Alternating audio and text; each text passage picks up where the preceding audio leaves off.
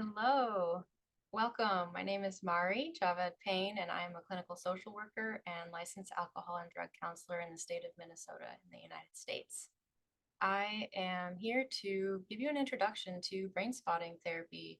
And if you've landed on my page, you're probably wondering about brain spotting and maybe curious to learn more. So we'll have some time to really share with you the most foundational principles of brain spotting and give you a good idea of what this therapy looks like. So first of all, I want to acknowledge that I am giving this presentation on unceded Indigenous land that belongs to the Dakota and Anishinaabe peoples. And I want to pay my respects to these Indigenous peoples who are still very much alive today and reside on this land. And I want to acknowledge their continued sacred connection to this land and this culture that they have. So with that, I'll introduce myself a little bit more. I am a somatic psychotherapist and I have a private practice here, Awaken Consulting Services.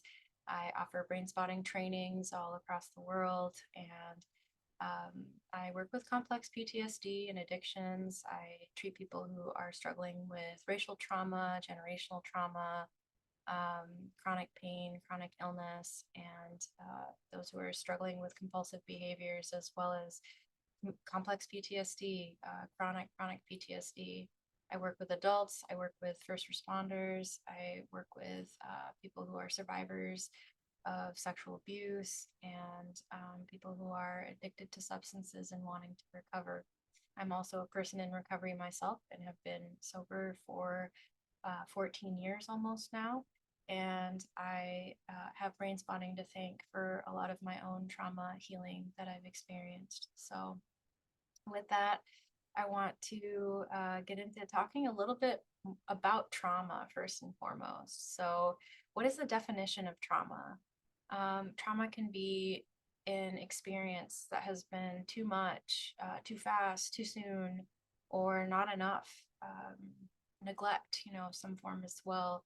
And it doesn't necessarily have to be a single incident or one event or experience. It can be something that is developmental that people grew up with and might have even seemed normal to them, but they might have been missing that attunement or caring or acknowledgement from their caregivers. So trauma basically reveals itself sometimes in this form of overwhelm that the body and the nervous system can't metabolize.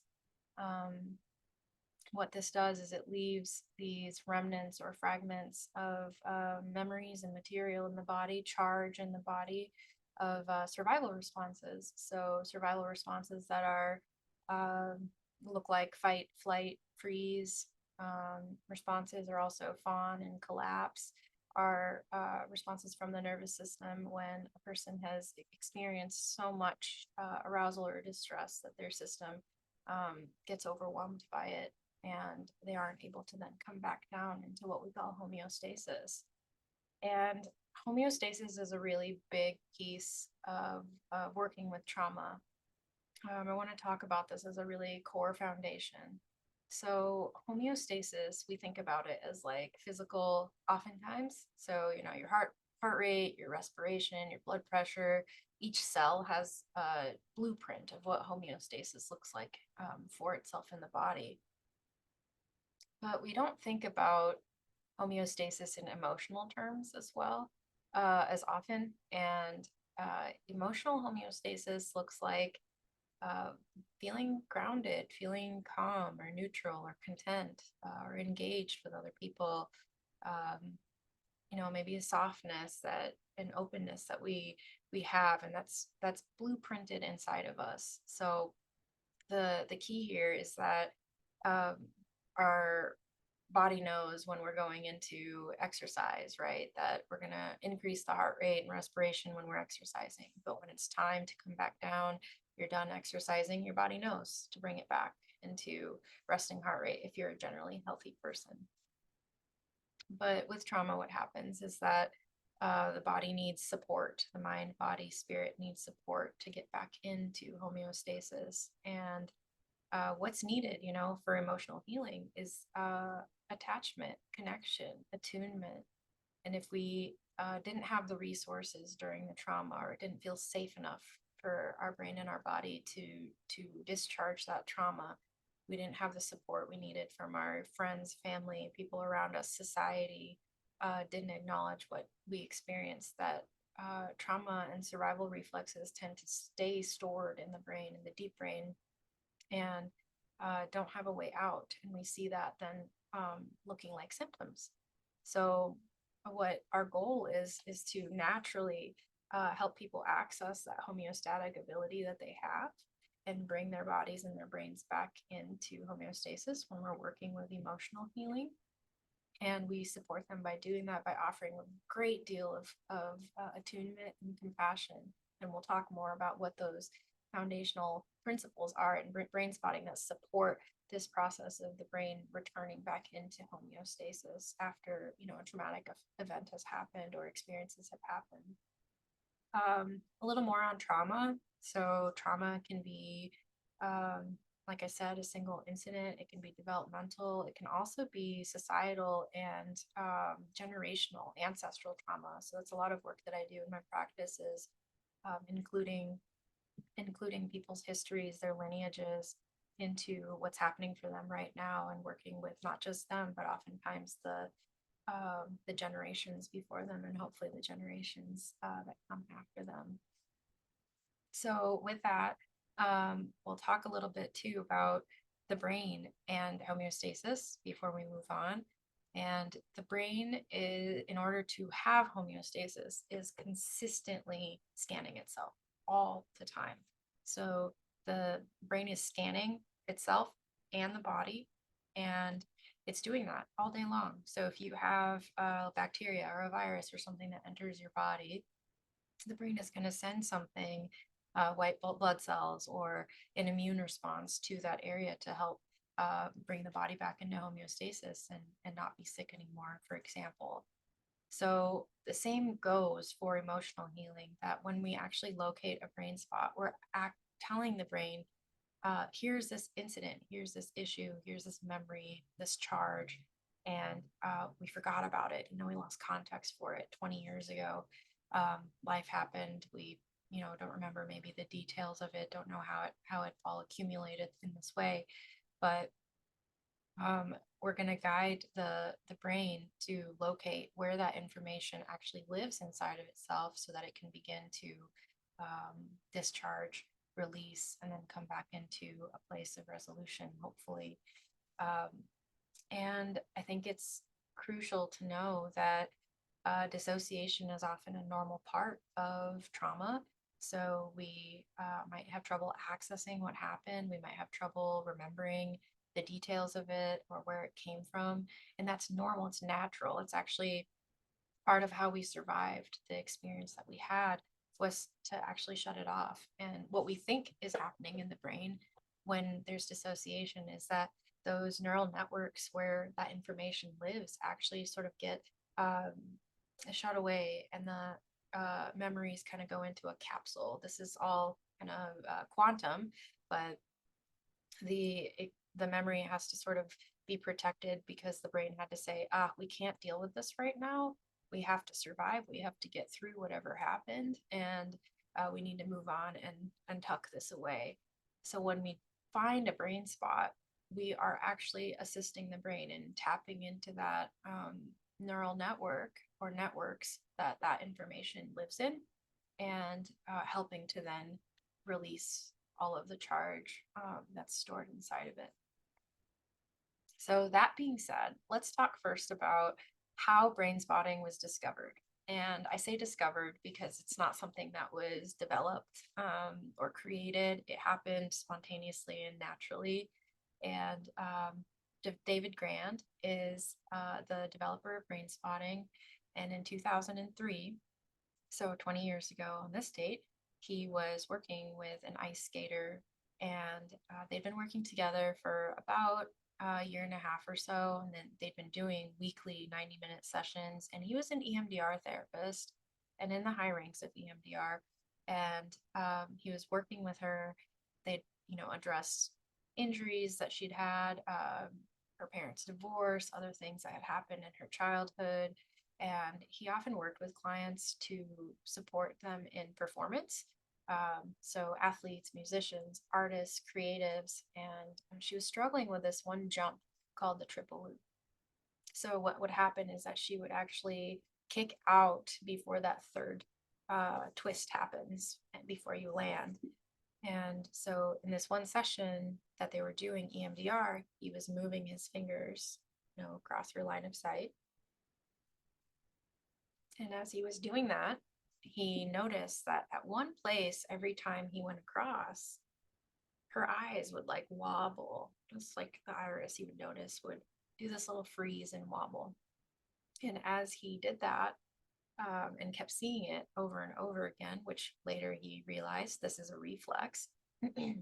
He instinctively, for some reason that day, decided to hold his fingers up where that wobble kept happening. And what proceeded to happen in the next 10 minutes was a torrent of trauma emerged, and memories that they thought that they had worked on in EMDR that had resolved came up at a much deeper level, at a much deeper intensity, and memories all the way down to when she was a very young girl.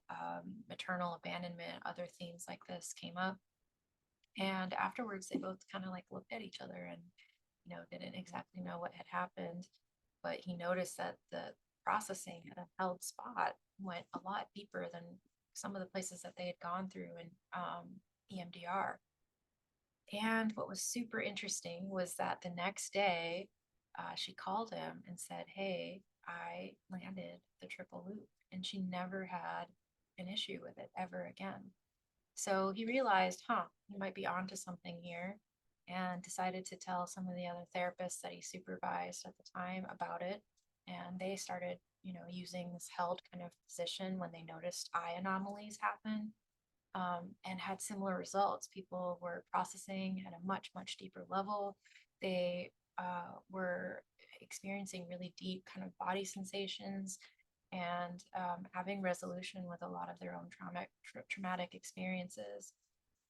So, as we'll talk about the neurobiology of brain spotting, we have to really note how powerful the importance is of the eyes in our psychology.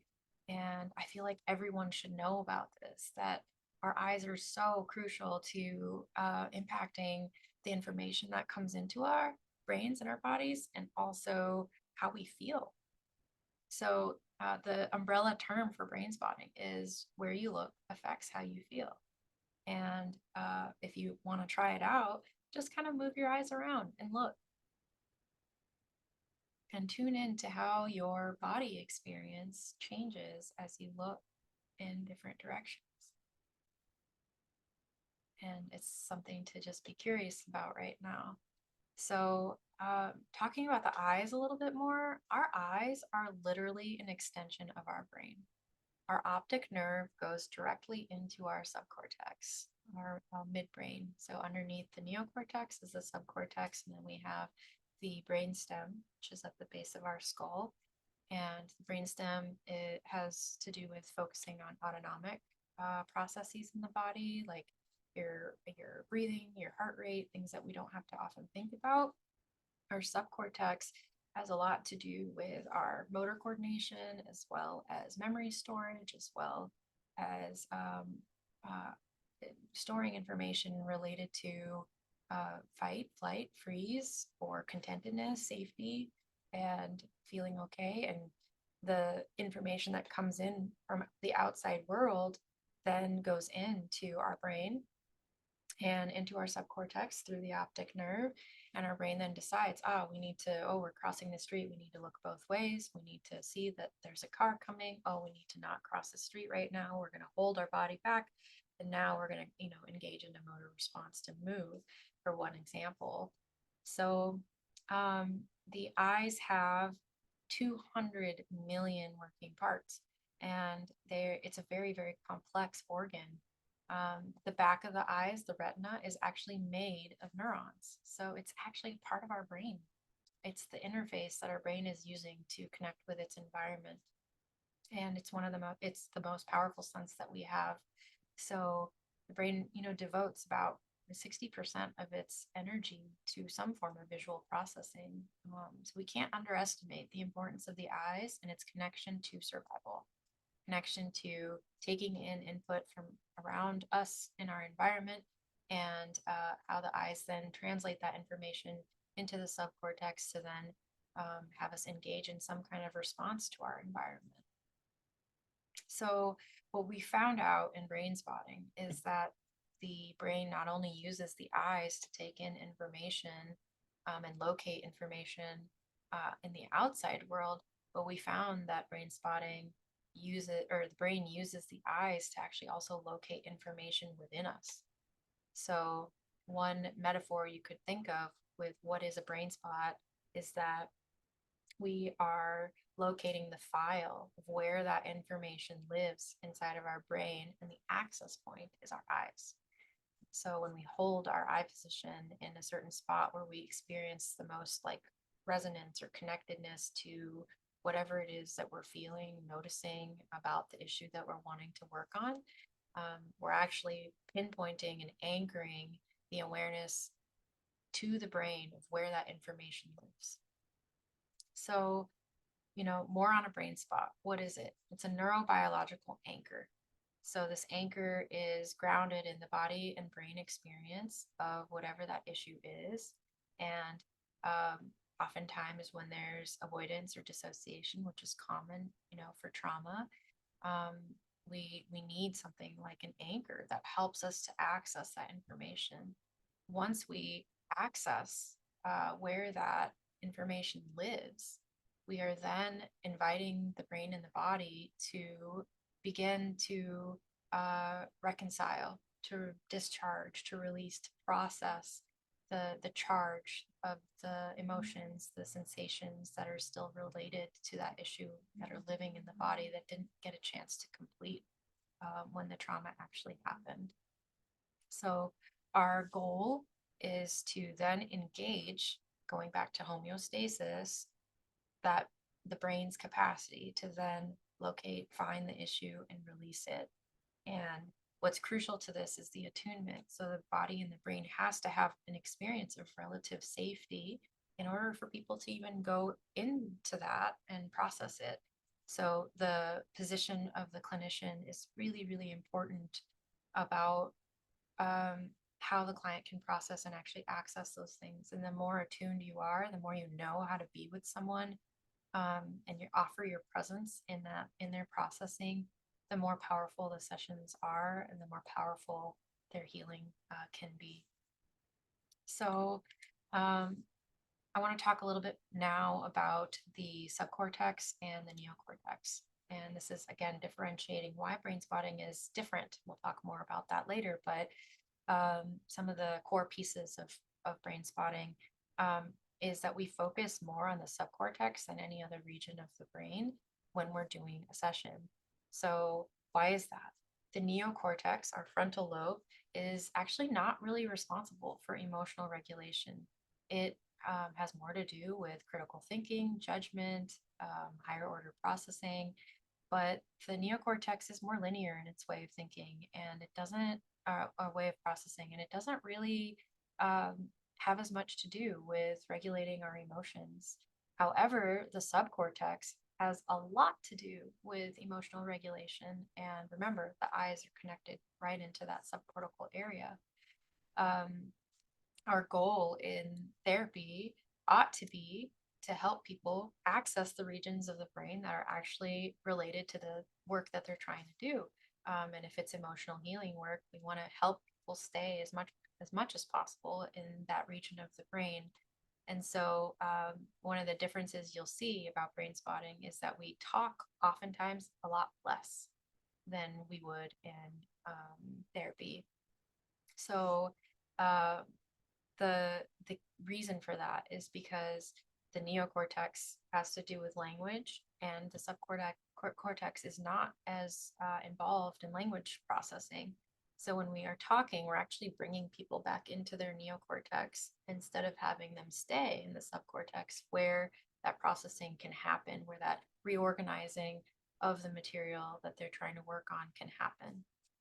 So our goal is to hang out in the limbic system. So again, emotional regulation, subcortex, the limbic system, where all of that fight, flight, freeze responses happen because of the limbic system that tell our brain about, how to store memories, habits, patterns, and emotions. So this is really important because what our goal is to help people stay in that subcortical area, hold and process on that brain spot, and we're going to engage that self-healing capacity that each of us has, that innate healing capacity that each of us has, and help the person to then gain back to homeostasis. So to give you an example of how this might work, I want to guide you all through a group inside window exercise. So inside window is one of the techniques that we use in brain spotting to find a brain spot. And I'll just walk you through it, give you a few moments to get a chance to experience what that is like. So if you want to think of something that is mildly moderate, distressing, disturbing to you, maybe on a scale of 0 to 10, it's like a 4 or a 5. And just tune in for a moment, noticing in your body what that experience is like. What are the sensations, vibrations, memories, images? And take your time to notice where that information is in your body, how you know that issue to be real for you.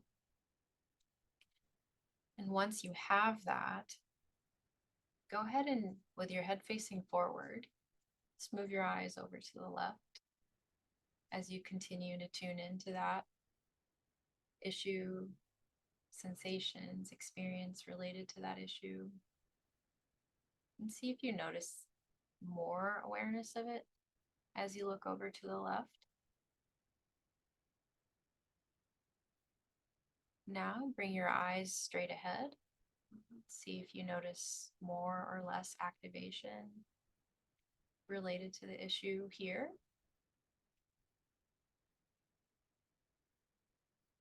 And now move your eyes to the right, tuning in to your internal experience, what you notice as you're tuning into the issue with your eyes on the right. Now choose whichever area it was where you felt the most connection or activation to your issue, and just scan like on a horizontal line on this section that you're in to find exactly where you notice it the most. See if you can pinpoint the spot. And then once you have it, move your eyes above that spot.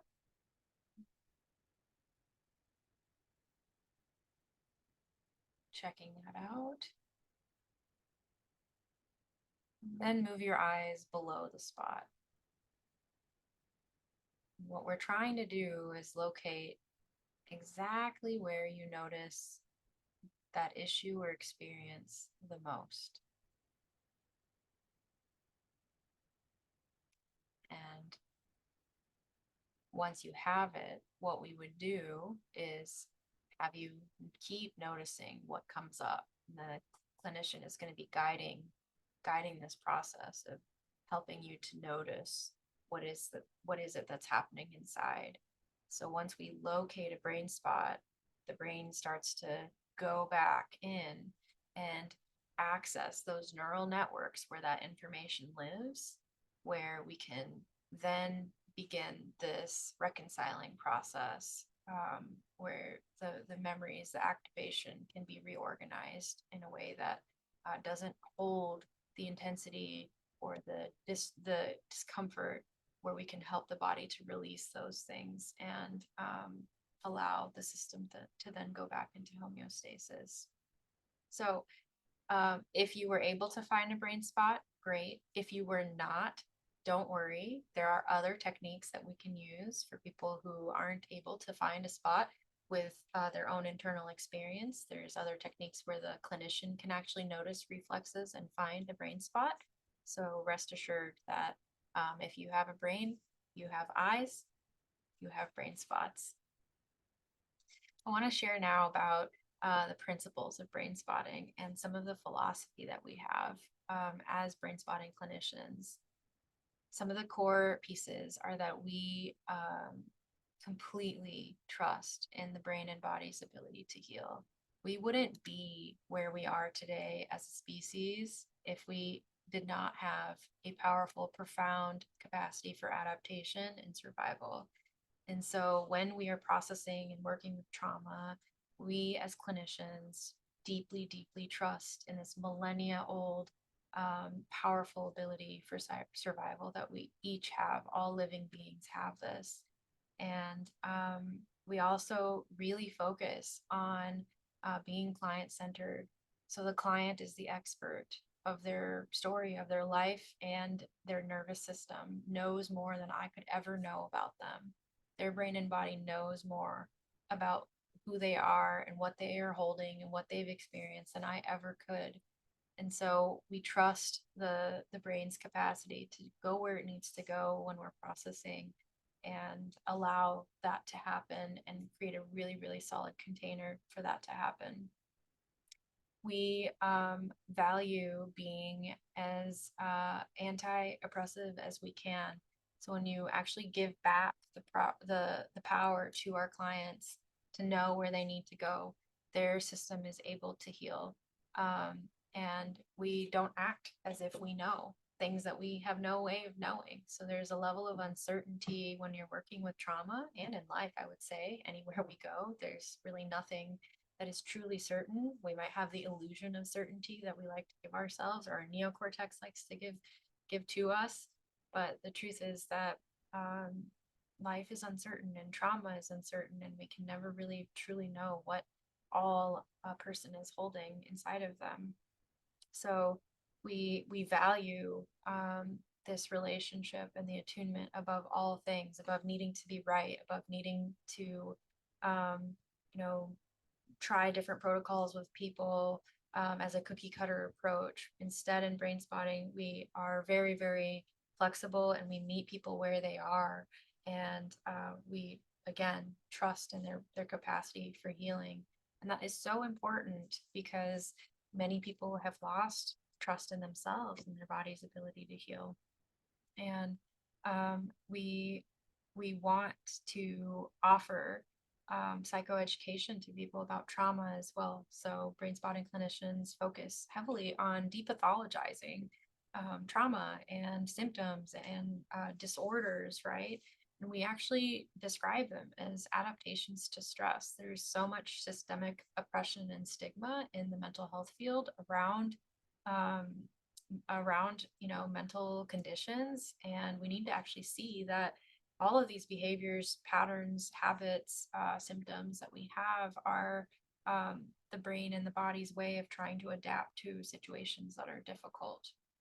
So as we create this very open, very welcoming, very depathologized approach, our clients have a container that they can step into with us in order to go into their healing. So I'm going to talk a little bit more about some of the foundations of brain spotting. And I mentioned the uncertainty principle. The uncertainty principle is an example of learning how to actually be with people, be present with people. The uncertainty principle is founded on the acknowledgement that there are 1 to 4 quadrillion synaptic connections in the brain. And actually, I think new research is showing that there's even more than that.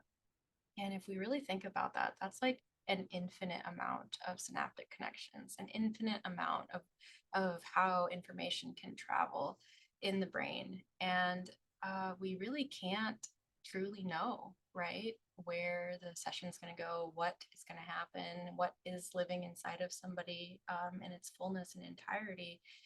even our clients don't often know everything that is stored, inside of us. So um, when we go into uncertainty, we're actually acknowledging that some of the constructs that we have in our society that give this illusion of certainty are not actually being attuned.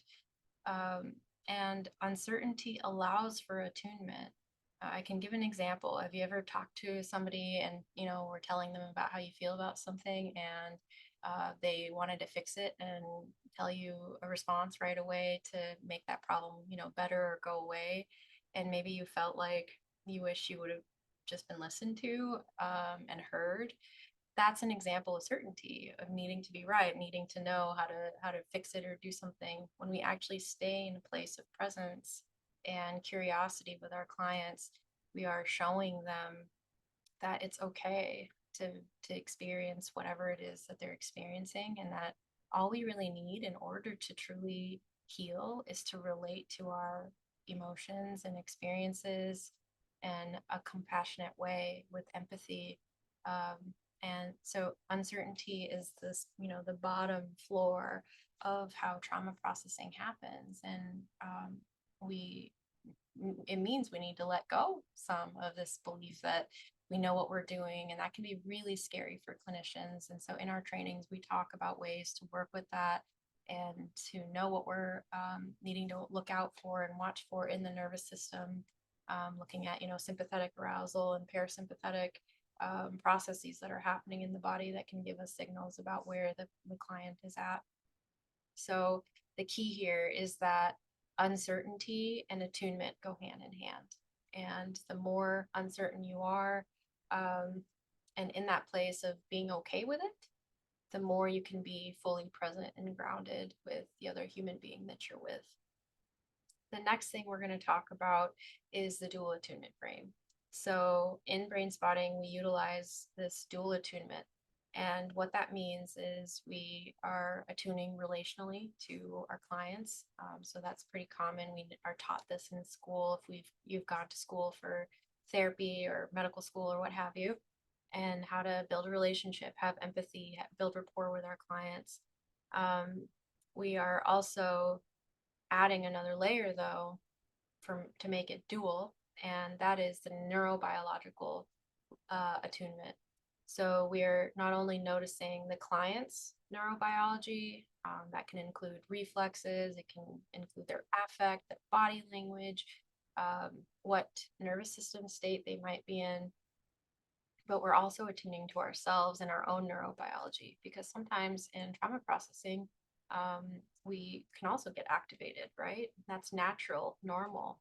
And it's a form of countertransference. Our brain has mirror neurons. So when we're around other people, we're going to pick up on what they imbibe, what the environment is like. And those mirror neurons go off and, give us information about what's in our environment. Is it safe? Is it not safe? Is the person feeling angry, sad? Am I going to get threatened by that? And so clinicians are often experiencing vicarious trauma. And this vicarious trauma is something that we need to consistently be clearing and working with.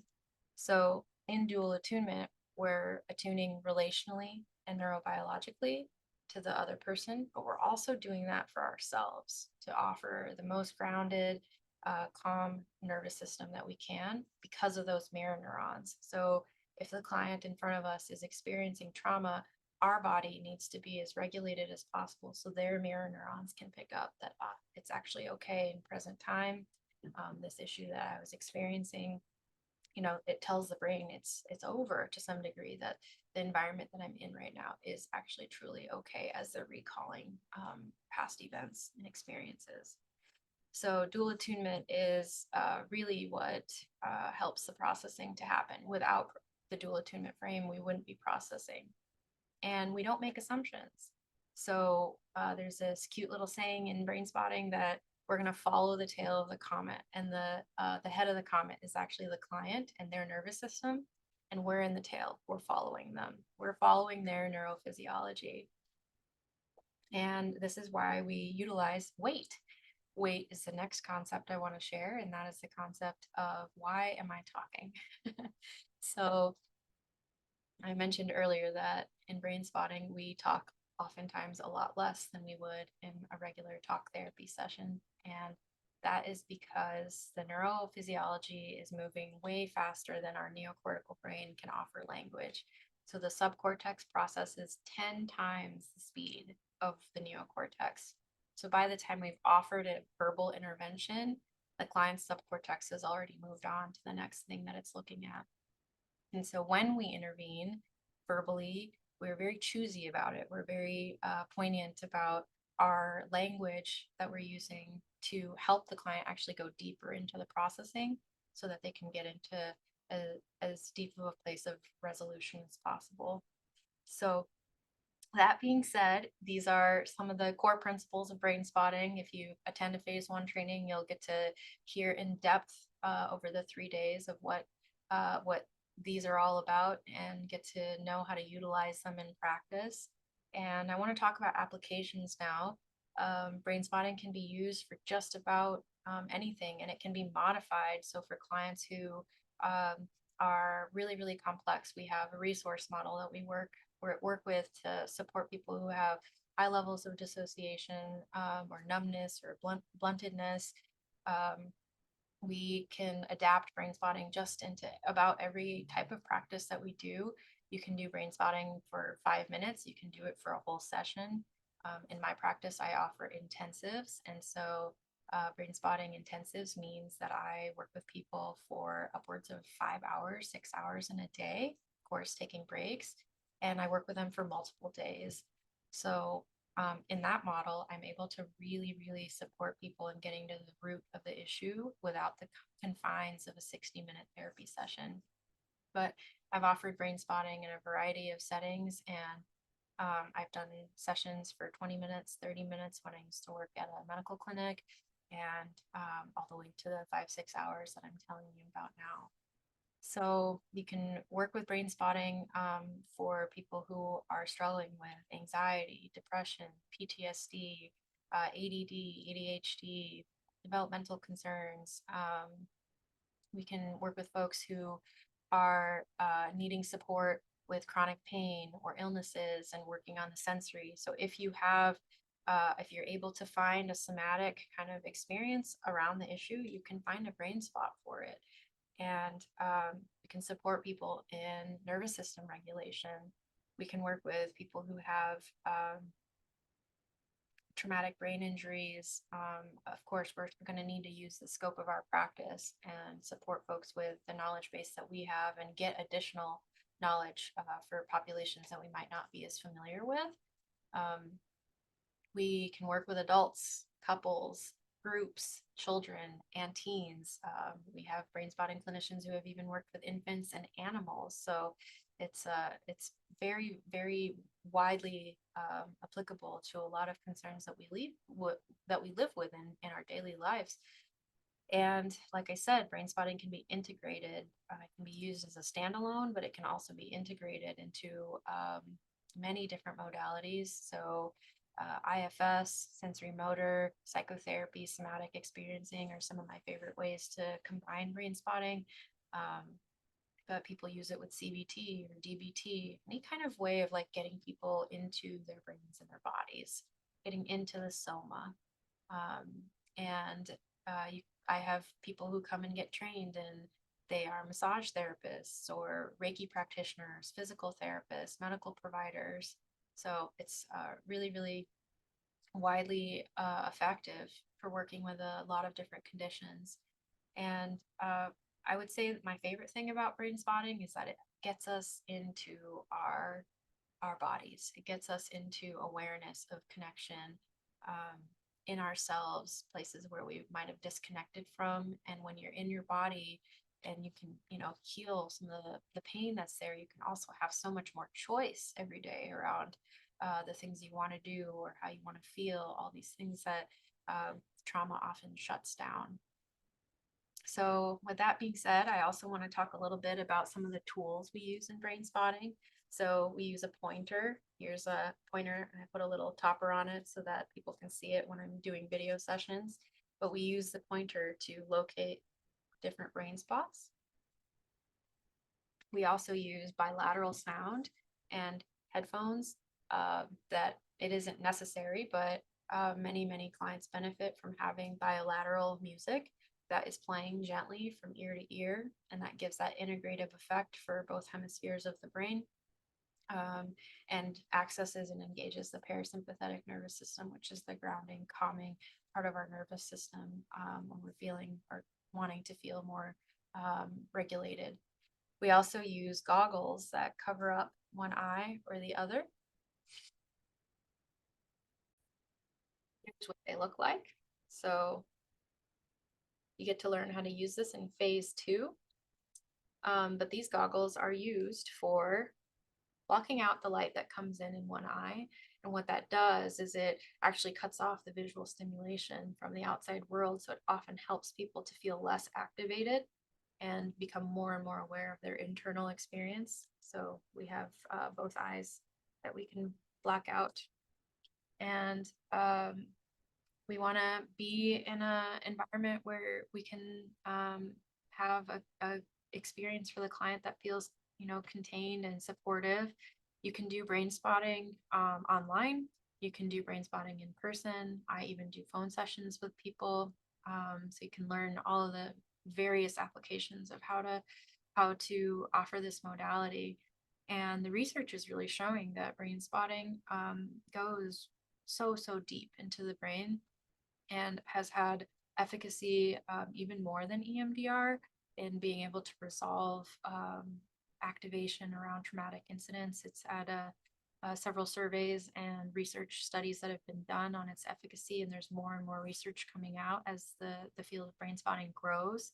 And there's a variety of specialty trainings as well that work on focusing with different populations, such as addictions, such as working with children, first responders.